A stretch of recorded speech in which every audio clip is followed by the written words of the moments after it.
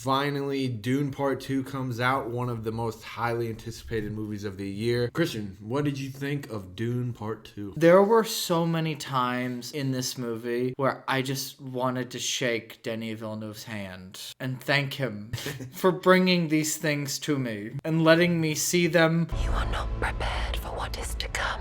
I liked Dune Part 1. I saw it in IMAX about 3 years ago. I left it definitely admiring it, but it was overwhelming. I was like, this is a lot of detail. It's a beautiful world.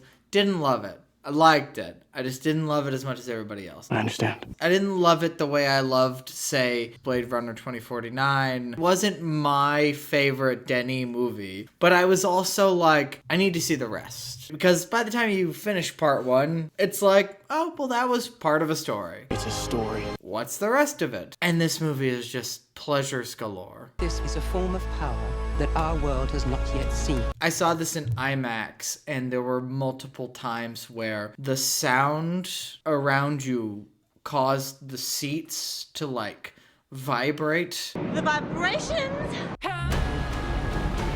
Like, that's just part of it. I was just really dazzled by the images and the stuff that he was able to pull off in this movie. I think upon rewatch, this is maybe as good as the first one, but to me, I think it's better. Like, I think this is a more pleasurable, better movie. The first movie was the setup, and this is just him cooking with gas, and he can just do whatever he wants because he's introduced us to this world, he's introduced us to these characters, and he's telling the story the way that he's telling it for a reason. This is just a very satisfying, probably great movie. Definitely think it's great, and I did really like the first one too, but yeah, like you said, it does feel a little part one-y, but like the filmmaking involved in it is just absolutely crazy, and the same with this one. It's just a really great accomplishment. There's plenty of moments where you just step back and you're like, I'm glad that we can still make movies like this, you know, nowadays. Sure and can. There's some shots where it's like there's so many extras in the movie that are just totally there, you know, like the way it looks like it's all real, the landscape of the desert and everything, and with all the spaceships thrown in there. And there's just some incredible shots like that accompanied by Hans Zimmer's score, and it really flows together and absolutely beautiful to look at. The acting in this movie is great too. It's a really cool showcase for a bunch of up-and-coming actors while also having a backdrop of some absolute legends. The old guard with Christopher Walken newly in this movie. Send us Sussex. I'm really amped that he's in a, you know, That real, is so cool. Yeah. he's in a real dramatic movie for the first time in, you know, like 9 years,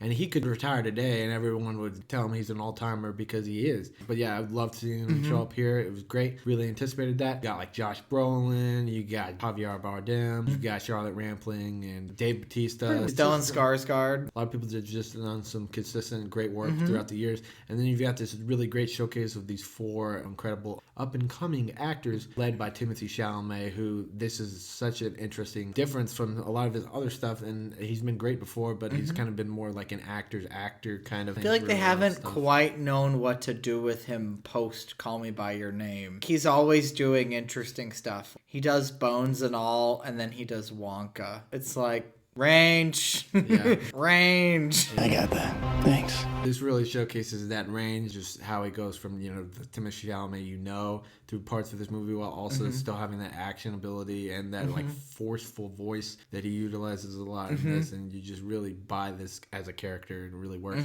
I will love you as long as I breathe. Zendaya is great in this too, especially towards the end when you really see the kind of conflict develop, and the final shot of the movie is her, and it just really has you so highly anticipated in the third movie because It really does. really interested in seeing where that goes. I have not read the novel, so I do not know where this goes.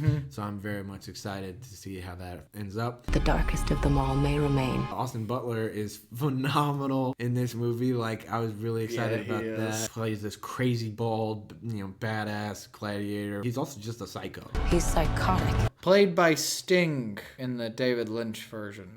A musician of sorts. Yes. You know? Yeah. Kind of similar Mama. there. There was a couple of times where you could kind of hear that voice in there a little bit. You But, can. But then in other parts, you know, it was a higher pitched kind of frequency. I found that really interesting. And it's crazy that he's gone from being on Zoe 101 to being this psycho villain guy in this, Denis Villeneuve science fiction masterpiece kind of a thing.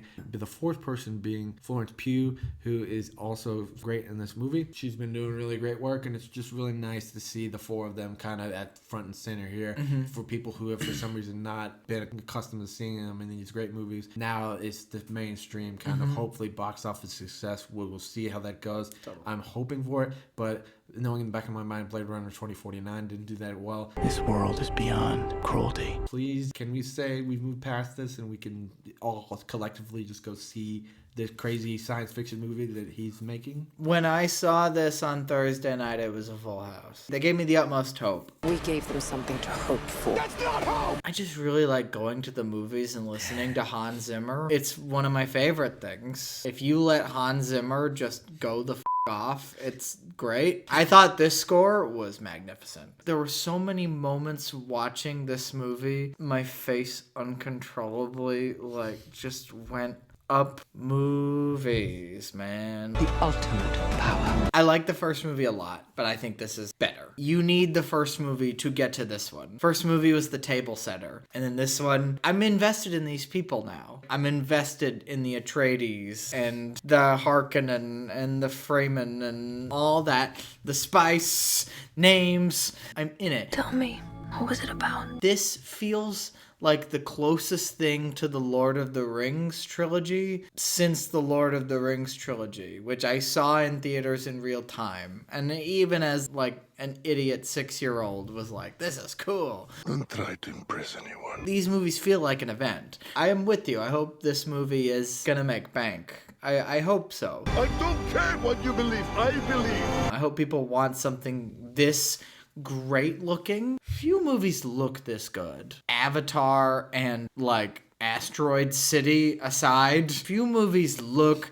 this good. Every production value of this movie is magnificent. But I also just love the fact that Denis got both the oldest and best actors and the youngest and hottest actors to show up to this thing. Who's he gonna get next? I mean, Glenn Powell and Sydney Sweeney, they're right there. Dune Part 3, make room. Put them in it. I gotta talk about Austin Butler. It was 40 minutes in, which I was already fairly locked in by that point, because the sequence with Paul riding the worm, I was just but about 40 minutes in, I was like, oh yeah, we haven't even gotten Austin Butler yet. He is so good. He's so good. He, to me, is the prince that was promised, damn it. I'm just talking about him as an actor and a movie star. I hope he is here to stay and he stays on the current trajectory that he's on. I found him really scary in this movie, and yet I never wanted him to leave. I never wanted him to leave the movie. I just wanted to spend more time with him. And that's how I felt leaving Elvis. That guy's got presence. He commands a screen. One of the best parts of the movie is definitely the scene that they've been hyping up where he's in the gladiator battle and it's kind of like an eclipse. Yeah. Kind of thing. Oh, it's so awesome. All black and white. Yeah, that's just phenomenal. So good in the way that it's done, and just from that point, the worm part was great too. But whenever they really got in there, I was like, oh yeah, this is awesome.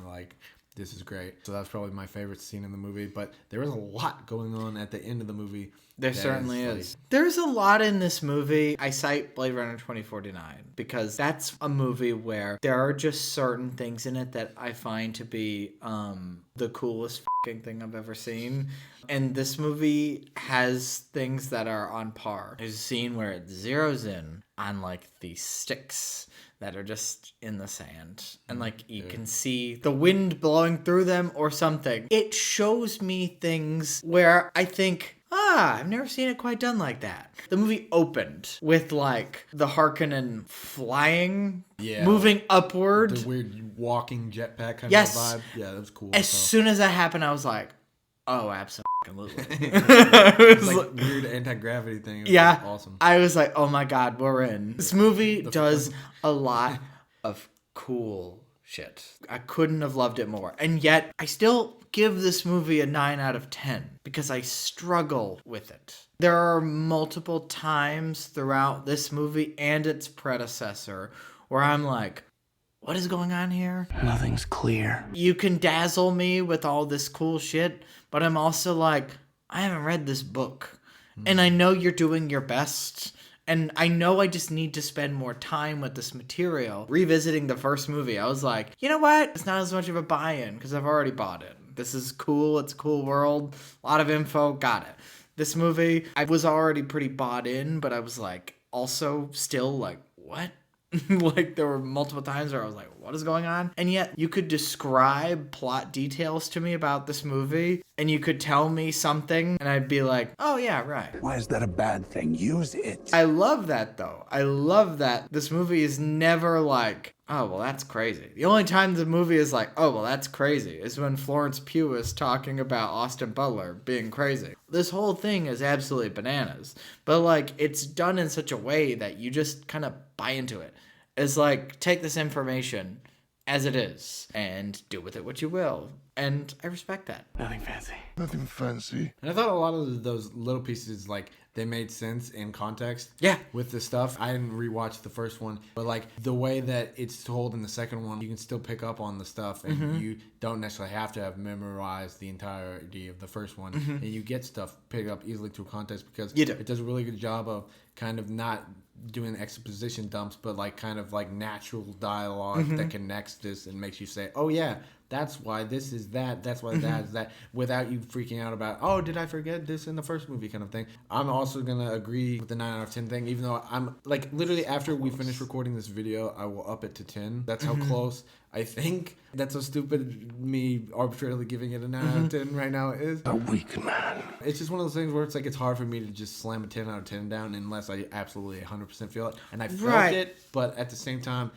I am going to sit here and admit that I'm a moron. There's some of the stuff I cannot follow as well because I don't know anything about it like he's saying. But I just feel stupid sometimes watching this movie, mostly because I am. But just there's so many words that they used that like I don't know necessarily. Yeah, there's like Halabib sometimes. and the Freeman and I get the context of it. Yeah, I know. Yeah, same. But same. like it's not like I could like sit here and teach a class on what this is or that is or really coherently tell you what the plot of this film is, which makes me an idiot. But also at the same time, it's like that's kind of what I liked about it. I don't really understand this, but hey, really love what it's doing, and I really enjoy the visual style of it and everything about it. The production value is absolutely incredible. It's unbelievable. Nothing looks this good. It's breathtaking. And then one of those things keeping me from fully stamping it a 10 out of 10, even though it wholeheartedly deserves that more than likely, and I'm just being stupid and pedantic. The thing is, going into this, I expected this to be more of the final film. Like, I had heard that they were going to make a third one, but I think initially it seemed like it was like an epilogue kind of thing where it's like, we're going to do this. If we can, we'll do it, but we don't necessarily need to. And there is finality in this movie, like, for sure, because if you've seen that last act, it's great. At the same time, I thought this was going to be pretty much the wrap-up, and so now you're kind of covertly like, oh, wait, we've actually planned the whole time for this to be 1, 2, 3, which is really cool. Like, it's way better that they've had this all figured out instead of, like, some trilogies like the new Star Wars trilogy where they're slapdashing it, when it's just kind of crazy with a property that's slam dunk. There's an end goal in mind. And then compared to this, like, Dune is obviously a really popular science fiction novel, but in terms of marketing and stuff, compared to Star Wars, it's like not the easiest of sells, with all the spices. It's like, crazy. Of these words and stuff. Yeah. It's crazy. So it's really admirable that Denis Villeneuve, even after having Blade Runner 2049, which is kind of snuffed by the box office returns of that, even, despite being a phenomenal movie, it's kind of really admirable that he's still like, nope, we gotta space all this stuff out, and this is how I'm gonna tell this story. It's really admirable that he really cares about this story being told, and it seems like it's a dream of his, and I respect the hell of it, and I'm really excited for doing part 3. Inevitably, by that time, I will have this movie bumped up to a 10, probably. For sure. You believe me? By the time I see the third movie, this will be one of the great trilogies. I think it really will be. There are signs. Sometimes I give a movie a 10, but in my heart, I'm like, oh, that's an A. And sometimes I give a movie a 10, and I'm like, oh, it's an A+. I give this movie a 9, it's an A. It really is. It's an A. I just can't quite give it that plus. I need a little bit more. I need to see this whole thing. And it's kind of because it's part of a trilogy, you're kind of like, Yes. well, can't go ahead and, give you a complete grade because you could somehow screw up the third one. Yep. They're not going to. They're not. Because these movies are so well made. That would be like absolutely the most shocking thing I've ever seen. You will never lose me as long as you stay who you are. I'm gonna really be hanging on to this one for my best of the year list. It's so clear that Denis Villeneuve cares about this material. He cares and he wants to get it right. People said this book was unadaptable. David Lynch did it. I like that movie. That movie's incoherent. But like, I respect it. I respect that he tried. Again, like the Sting character. Took 2 movies to get to that. David Lynch had that in 1. That movie makes no sense. Denis is taking his time to tell the story right. And this is like a nearly 3-hour movie. But like, it moves really well. Even if you're like, what the hell is going on here? Like, you're not bored. It really moves at such a pace. He knows how to make a sequence. He really does. This movie is a triumph. It's so silly for me to give it a 9. But I'm also like, I'm not quite to 10 material yet. Maybe I'll show you the way. Airplane is a 10. But this isn't. And that makes no damn sense. Surely you can't be serious. I will get there. Just give me one more movie. It's a great movie. But Yeah. I'm an idiot and I didn't give it the full score because of some silly quibble I have with my mental abilities. Nope. We're just a bunch of who don't know what we're talking about. And that's the point of this. That's exactly right. I don't believe you. But anyway, so yeah, take that a bit with a grain of salt because this is pretty much a 10 out of 10 review for both of us. But, yeah, we have stupid ways to use numbers. So anyway, if you couldn't tell already, 100% go and check this out in the theater. Do not just wait for this at home. Really gonna want to check this out in the theater while it's still there. You really got to. If you see like one movie this year, this might It's be it. kind of the one. This is something you should see. Let us know what you thought of the movie. Did you check it out?